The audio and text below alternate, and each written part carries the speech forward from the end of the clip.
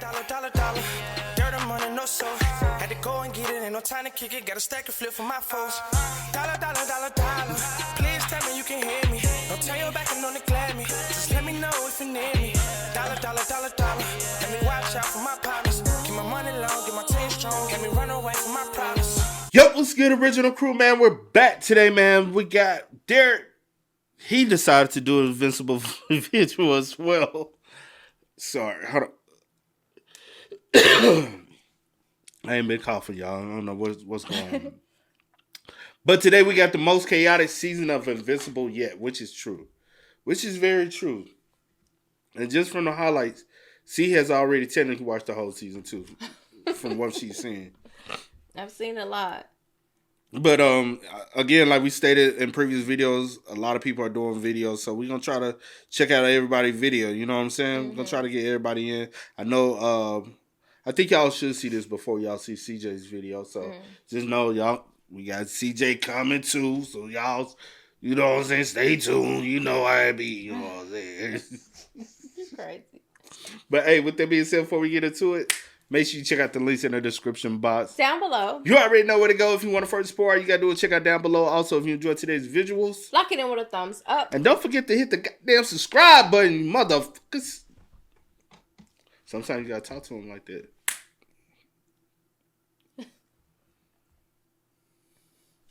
Let's go. Let's check it out. Let's see what's about. You ready? I'm ready. Let's get it. Ladies and gentlemen, Invincible Season 3 is finally over. I just finished watching it, and let me tell you, that finale was...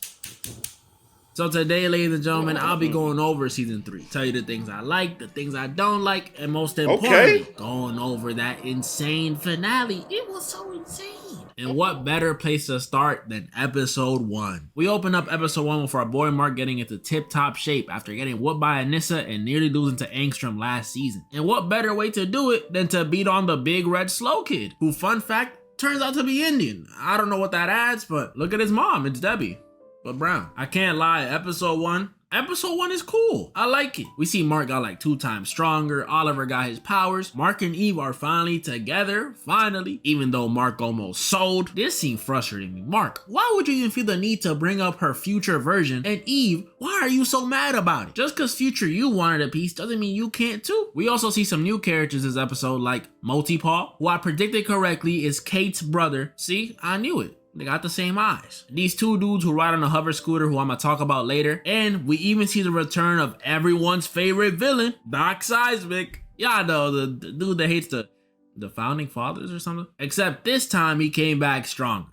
A lot stronger. He somehow managed to capture all the superheroes on the planet according to Cecil. And look, Cecil, you my dog, but that seems like a bit of a stretch. And after sending even Mark and Invincible going out there and looking real Invincible, Cecil sends over Darkwing. Y'all remember that dude that was pretending to be Batman and fake Gotham, but he was actually killing people? That dude. And some of the robots from season 1 to save the day. But Mark did not like this at all. After decking Darkwing, he immediately leaves to go talk to Cecil about it. But Mark was not prepared for what Cecil had in store for him. And that leads to episode 2. Episode 2 was even better than 1 in my opinion. And this is where we get Cecil's backstory, which was pretty dope. And we see why he is the way he is. You know, his whole people could be redeemed, bad. Oh, did you see this? Did you see Cecil's backstory?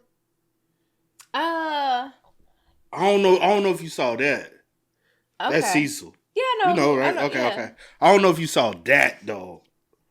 I will say, Okay. I don't know if you saw that. Backstory, which was pretty dope, and we see why he is the way he is. You know, his whole people could be redeemed, bad people could do good things, good people could do bad things, that whole thing. And we also see Mark and Cecil get into it after the end of last episode. And this was so cool to see. Cecil starts using the sound device implanted in Mark's head to hurt Mark. Come on, bruh. You was my dog. And it ends up leading Mark all the way back to the Guardians HQ, who thankfully take the side of Mark. And after some fighting and Robot doing some cool nerd genius stuff to help Mark threatens Cecil and tells him to never get near his family again. Y'all can see why I like this one. But, of course, it can't all be perfect, because this episode has one of my least favorite scenes in the entire series. When Immortal and Dupla Bum decide they don't want to leave the Guardians. And it's not even that they don't want to leave. It's what they're saying when they're talking about it. This girl Duplicate had the audacity to tell Rex and Shrinkray that she went through the same things they did, if not worse. What the hell is she talking about? You can literally clone yourself. You were in no way close to dying that day. Rex and Shriekway, though, they were leaving it all on the floor, putting their lives on the line. I thought they were dead. While you were over here in some bunker, some government facility hiding? Man. Then we had this bum immortal in the back, existing and glazing as usual. Cecil only does what is necessary. Man, shut up. After all the tension in episode 2, episode 3 was a pretty cool contrast to this. It's pretty chill for the most part. We see the Guardians move out, we see Mark and Oliver get their new outfits, and we even see Eve ask to move back in with her parents. Her dad is such a bitch. But remember, guys. What you said, I do not like her dad for shit, bro.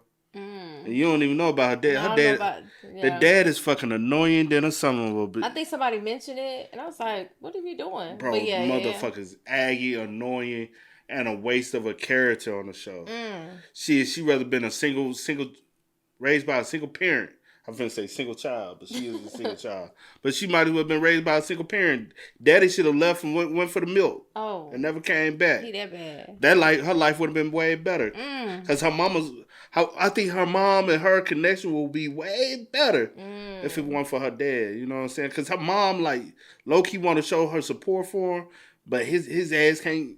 You know, it's always that one parent. I said this episode was chill for the most part. Because after Mark checks the news and sees the Mauler twins have defeated the Guardians and are planning to launch a nuke. Come on, bro. What are you even good for? Like, seriously, bro. Only dude more useless than you is Black Samson. And even then, I give him his flowers because ever since that... Invincible! Black Samson, retreat! He hasn't been the same. Mark goes to handle it. But let's remember, guys, Oliver has his powers now. So when Mark goes to fight the Maulers and starts looking real invincible again, Oliver pulls up. And I don't know if it's because Oliver goofified a dad, but he doesn't seem to have the same history as Mark and every other superhero on the planet. Why do I say that? Well, because he straight up murks the Mauler twins. When I saw this, I was in shock. No hesitation, no remorse. Look at his face. He doesn't even care that this other dude is begging. And if I was in shock, Mark was in even more shock. And he was mad. He takes Oliver up to the sky and hits him with the, "What you did was not nice!" It's not nice to do that. Nah, in all seriousness, you murdered them. Oliver started saying it was an accident. Bro, come on, man. That's a blatant lie. And this scene got me annoyed because Oliver trying to justify what he did brings up the fact that Mark killed Angstrom. Like, come on, dog. You don't see Mark bringing up the fact that he spent more time with your dad or that you had purple skin. I'm just saying. Oliver then tells Mark, you know, maybe it's okay we kill villains. I mean, they're villains. And this makes me think. Episode 3 ends with Mark and Eve on a classic date right outside Mark's house, and Mark discovering he's being watched by someone. And that's how we get to episode 4. Episode 4, again, another episode I like. They are 4 for 4 right now. Give them a round of applause. Yep. Now give me one. We see Mark try and figure out who's stalking him, but to no avail. We then see Mark and Eve go on a little nicer date, a dinner date, until they're interrupted by the 2 hover dudes from earlier. They turn out to be from the future, and normally this future timeline stuff be confusing me, but this time, it still did, but I like it. They drag Mark and force him to come help them stop their king who enslaved Earth. I'm talking work camps, no power, curfews. So the dude. Who you think did that? Oh, it's kind of pointless to ask you that. You know what I'm saying? But that's kind of messed up though. Like that's what the future is. Future of the planet. It's ruled by one person. Dude who did this has to be a monster. The twins even told Mark that he's been ruling the planet for hundreds and hundreds and hundreds of years. And he's almost impossible to kill. Lives for a long time. Impossible to kill. What that? A demon. The devil. I know y'all laughing. Because if y'all done watched us, y'all know, like, come on, see, you should know this. I know, you know something, and in my head, I'm like, I already know but I can't remember. Y'all remember, if y'all been here. This dude is a future. It's just the immortal. As much fun as it is. I said. What's the main name? I said it makes you what? Immortal. Because you can't die. Oh my gosh. Sorry for the cough, y'all. Hey, I went to the doctor the other day. You don't have to tell everybody. She She said it's gonna be 6 weeks to 6 She months. didn't tell him that, y'all. Yes, she did. That's why I'm She glad I did. go back there with you. She didn't did. say that. She did. She She said said, they "I'm gonna deal with this long situation for 6 weeks to 6 months." She didn't say that you personally would. She said it could last from 6 weeks to 6 months. I said, man, did she not? Man exaggerate Did she everything. not? She just said that generally they're telling people so that you don't expect to 2 to 3 weeks everything is back to normal. She said 6 weeks to 6 months. My life flashed before my eyes. But yes, because I like to laugh, and every time I laugh, I get through. Get a pump of your look. Yeah, You get a puff of yours. I can breathe. Barely. But be barely want to wheeze. Immortal. Yeah, you're right. Okay. All right, look. This to hate on the Immortal. I low-key like this reveal a lot. So it turns out in this future, Mark left the Immortal in charge of Earth after he left with his family. So in this future, Mark and Eve might have tied the knot. Unless he's talking about Amber. And at some point, the Immortal lost his mind, couldn't handle it anymore. So he's been doing all this messed up stuff in an attempt to bring future Mark back. And now that present Mark is here, he needs him to do something. He needs Mark to kill him. Nah, in all seriousness, this was low-key sad. Mark was still recovering from the fact that he murked Angstrom, so for him now to have to kill someone he actually somewhat kinda cares about / respects, that's gotta be rough. I mean, he done it anyways, but it was still rough. I rock with this though. We got some insight about how a potential future for Mark could be, and the Immortal said something about Mark being sick again. When has Mark been sick? And episode 4 only continued to impress me, because after cutting away from Mark and Eve about to do their thing, we cut to Alan and Omni-Man. I think I'm gonna just call him Nolan now. We're on that first name basis. Where we see Nolan's about to be executed. Oh no. But luckily, at the same time, Alan's ready to bust them out. And him and Nolan are pretty strong. But why not add one more strong dude to the duo and make it a trio? So while breaking out the prison, Alan enlists the one, the only intergalactic Mufasa. I missed you, my boy. I missed you. This sequence was so much fun to watch. We got to see Nolan stand on the love he has for Earth. Mufasa and Alan run through guards. Alan and Nolan absolutely decimate this dude's cranium with the beastiest fist bump ever. We see Mufasa fight a Viltrumite in space. And craziest of all, we find out there are less than 50 Viltrumites left in the universe. What? When I first saw this, it absolutely blew my mind.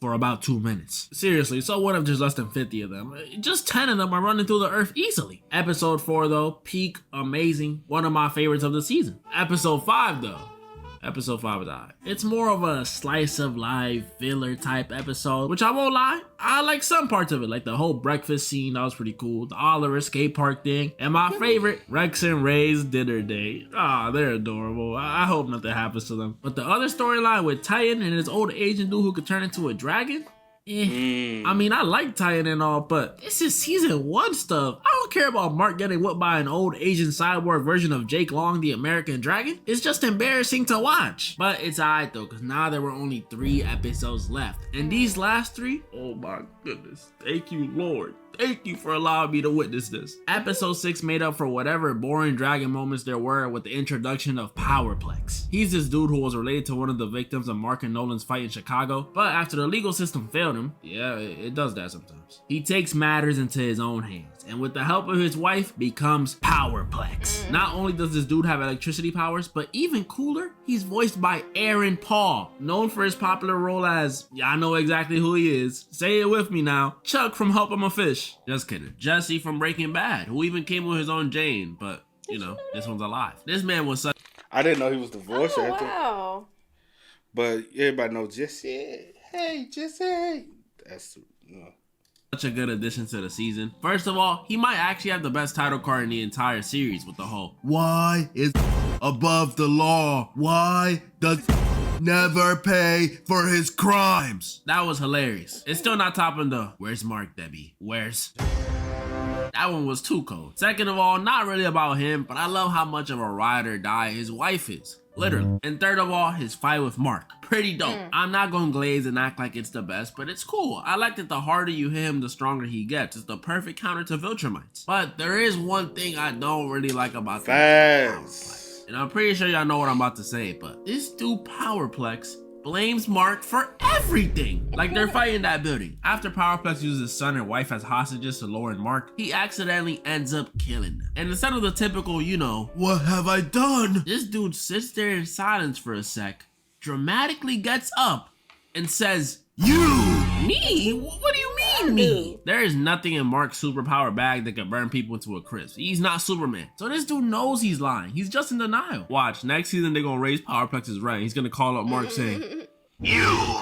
By the end of this episode, we see Powerplex gets locked up. And I forgot to mention, this episode, we also saw Amber. Which, you know, I'm happy we've come this far, y'all. She's done a complete 180 since season 1. Now, episode 7. I don't even know where to start with this one. This episode was honestly, upon release, in my opinion, honestly, truthfully, in my opinion, top 3 in the entire series. I'm not dragging it, I'm not. First, let's talk about this dude Angstrom's return. How? Like, I know how because they showed it, but how? Look at his face. I don't even know if I can show this while my kid missing out on his next meal, but y'all know Stranger Things? Y'all remember how it looks when the Demogorgon is screaming? Yeah, that's how Mark lets this dude Angstrom's head look. And now that he was back, Angstrom initiates one of the most highly anticipated moments in the entire series. The Invincible War. A bunch of different versions of Mark start coming through these portals, and this is so cool. I honestly think they fumbled on some of the designs for them. Like, look at long hair Mark in the comics.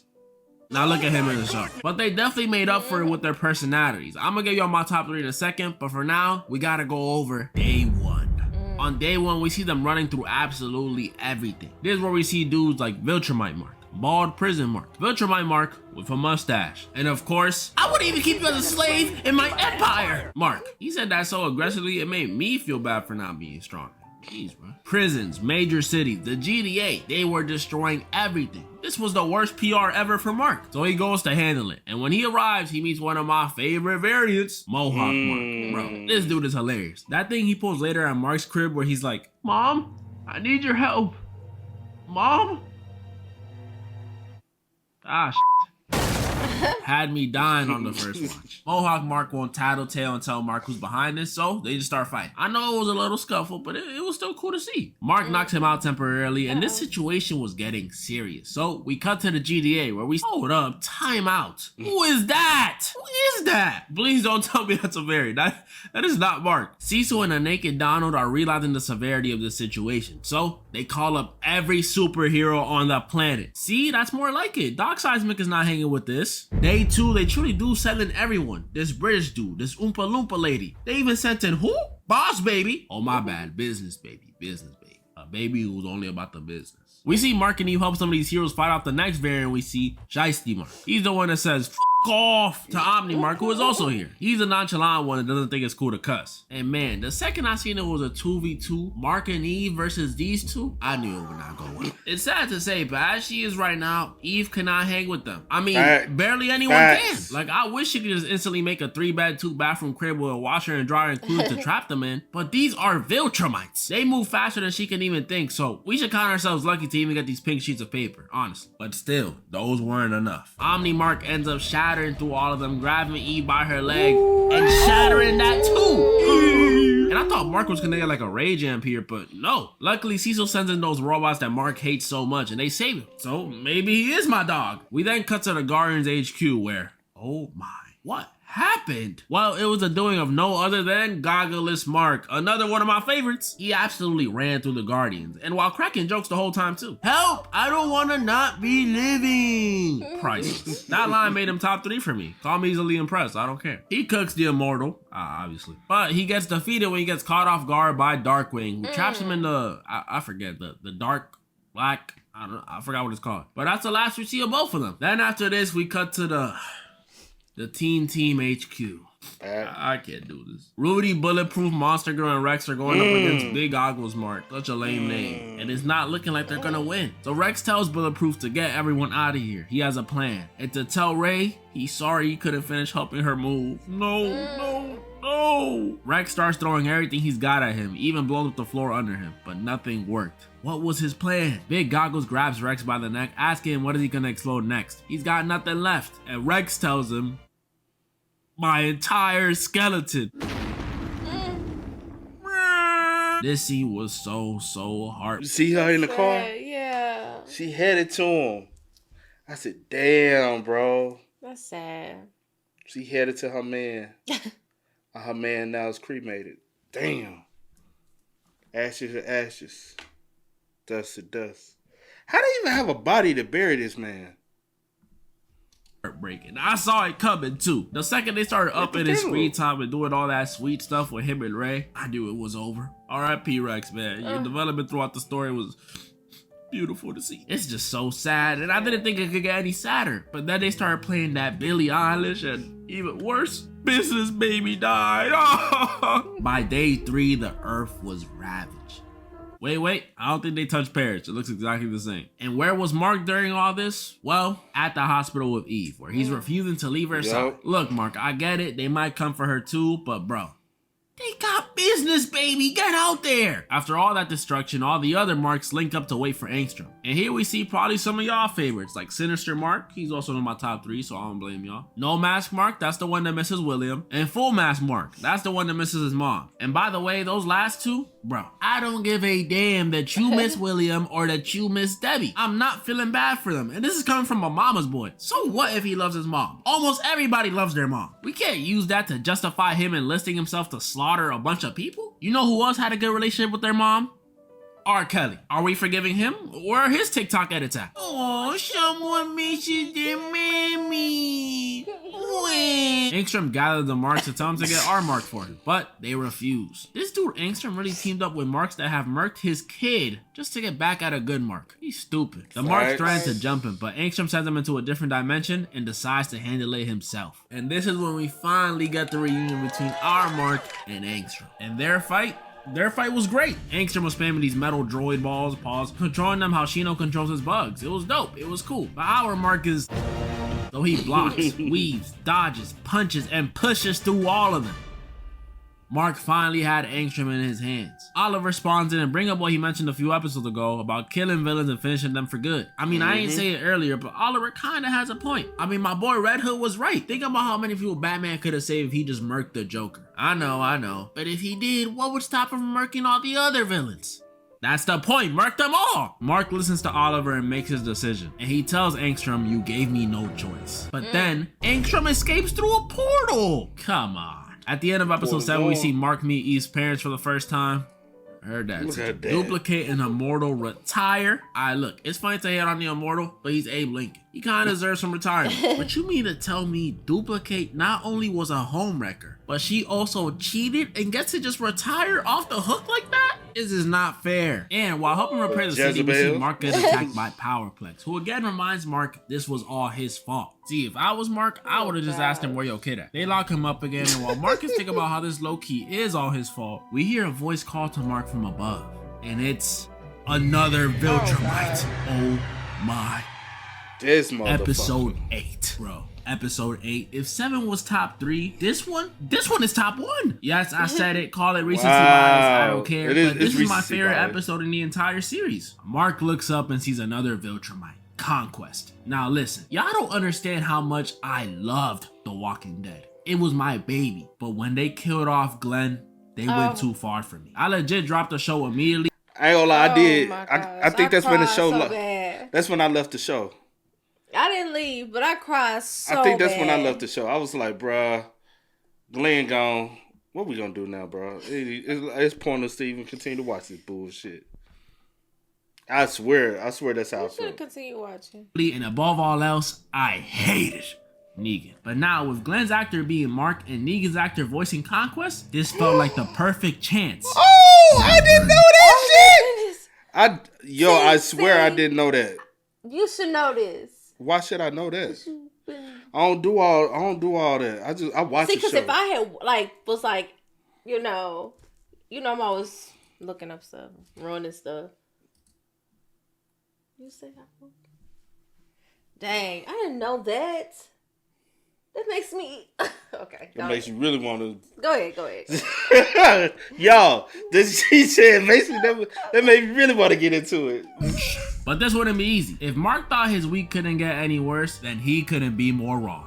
Man, and they really did save all the budget for the last episode because this fight was amazing. This fight gave me memories to when I was a child watching Dragon Ball Z for the first time. It was that good. This thing felt intense, and Conquest only made it scarier. This dude is actually one of the most intimidating villains I've ever seen on screen. Facts. Conquest tells Mark immediately that he's not like the other Viltrumites. He's not gonna convince him or tell him that, oh, maybe it's you. No. He's here to take over the Earth and kill him. He even tells Mark, I want you to resist. Make it fun for me. This dude is the fighting version of freaked out. He would love me. And I can't lie, at this point in the fight, Mark was getting thrashed. Gave me flashbacks to season 1. It got so bad that Mark started, the animation looks really good here, by the way. Mark started trying to talk it out with Conquest. Hold on.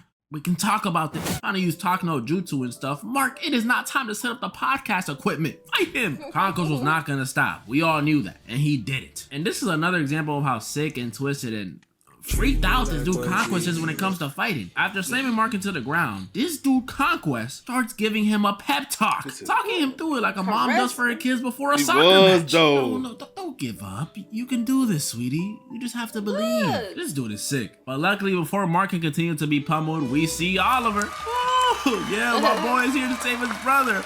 My boy. Oh. Yeah, this was gruesome. It makes you feel It's so bad because gruesome. this dude Oliver slides for Mark whenever. And he's like 6 months old. This dude Oliver showed up and Conquest bounced him on the floor like he was checking the ball up. He lost his teeth and nearly got ripped in half. This scene was so hard to watch. Mark watching this rushes in to defend his little brother. And I know he was trying to help, but sheesh, that just made Conquest go back to work on him. Conquest beating him up, Mark takes him out the city into the ocean and grabs him by the head. Where are they right now? Why does it look so scenic and pretty? Oh no. I don't know if this is just a part of Viltrumite culture, but this dude Conquest runs back what Nolan did to Mark in season 1 and makes Mark run through a beach and like 10 blocks worth of people. Is this cool? Is this casual on Viltrum? Mark has enough and fights back, but when he hits Conquest away, he notices someone else joined the battle. Eve. Yeah. And look, Eve is a real one for this. Even more She than real Oliver, one? because she just came out the hospital. Like, Mark should marry her immediately after this. But you, me, and Mark knew with how strong Conquest was, there might not even be an after this. Conquest breaks Mark's leg to keep him out of it in 1v1 Eve. But luckily, this time Eve put up a fight. She did this cool Power Ranger suit up, changed the density of the air, changed the state of matter the objects she used were in. If she did this against Omni Mark and Shiesty Mark, her and Mark would have been a nasty duo. But sadly, y'all, she's right out the hospital and Conquest is strong. So this didn't last too long. That rhyme. This part was hard to watch. Conquest blitzes Eve, taking off her leg piece, then her helmet, then her arm pieces. Then he decks her mouth off. Oh my. Pierces her stomach and drops her. So what the? When I saw this, man, it was just sad. I don't even have a joke. Like, I'm keeping it a buck. It brought a tear to my eye. Mark was talking to his dying girlfriend, telling her he can't live without her. Man, and when he called out to Cecil for help, that broke my heart. Mind you, the whole time Mark is holding Eve, this dude Conquest is just talking crazy. Tasting her blood, talking about some yummy, thanking him. Nah, this dude is sick. Mark was pissed. What you said? So pissed that he proceeds to hit Conquest with the coldest line that's ever come out his mouth. I don't care how strong you are. I don't care how fast you are. I can see the future. You don't live to see tomorrow. Ooh, what is that thing Raleigh says? Sweet mama, that was tough. Mark gets that rage amp I wanted him to get earlier and shatters his arm and Conquest his robotic arm at the same time. So cool. Conquest grabs him saying he don't believe in rage amps and Mark bites off a chunk of this dude's shoulder. Okay, Mark tapping into his Mike Tyson bag. But while fighting, Mark gets distracted by something and Conquest slams him. This is when we got an unexpected reveal. Conquest starts telling Mark about how lonely he is. And at first, I'm not gonna lie, I thought he was trying to riz Mark. I was about to fast forward. But he continues and says the other Viltrumites fear him. He has no friends. He doesn't even get a name. Just Conquest. Title. I mean, when you're blowing blood hearts and calling women kid, it's gonna be hard to make friends. Right. And then he tells Mark to take it to his grave. But at that moment, before he could finish off Mark, we see what Mark got distracted by earlier. Adam Eve back from the grave. Yeah, she back. Remember that thing that happened at the end of the Adam Eve special? Well, it happened again, but this time as an adult. And with her mental blocks temporarily removed, it allowed Eve to pull a Born again! and to blast the skin off Conquest. Eve passes out and Conquest immediately turns to go kill her for real this time. But our boy Mark was not about to let that happen. He lost her once, he ain't losing her again. He starts pummeling Conquest with his working arm, but Conquest snaps that one too. And with no more working limbs except one leg, Mark does the most, bro, the coolest thing and only thing he could have done in this situation. You remember? Mark starts back. You said what? That's what I remember. What you do? The headbutt. God, sometimes you gotta use your head, huh? Bashing Conquest with his forehead over and over and over and over and over and over and over again. Mark did this till he left Conquest's face looking like, I don't know, if Angstrom was a Demogorgon, this is like, I don't know, a really messed up looking hamster. And that was it. Conquest was dead. Mark crawls to Eve to make sure that she's good, and they talk before they both pass out. I can't believe they're really together, man. This is beautiful. And the season ends with Rex's funeral, which, by the way, was the weirdest funeral ever. Weird, bro. Nobody seemed to care. Robot changed his name to Rex on some weirdo stuff. Like, come on, bro. At least change your kid's name to Rex or something. Not yourself. Then we had this dude over here just staring at me. I don't even know who he is. We also see some weird stuff going on with Eve's powers, the potential return of the Sequids, the return of intergalactic Mufasa, the potential return of Angstrom, the potential return of this demon dude, Mark vowing to kill villains. Wow. And Cecil kept Conquest alive to interrogate him. Oh my goodness. You're not my dog. Comment down below any predictions I got for season 4. I got a few. Like, my guess, my boy Paul gonna get superpowers. It's right there. It's obvious. He a little sketch though. Great, amazing. I'm giving it a 9 out of 10. Nearly perfect. Just remove the whole Titan stuff and we good. As usual, join the Discord, follow the gram, and moral of the story: Invincible! Black Samson, retreat. Now we need a break. Try to run away, try to get away. Someone could be.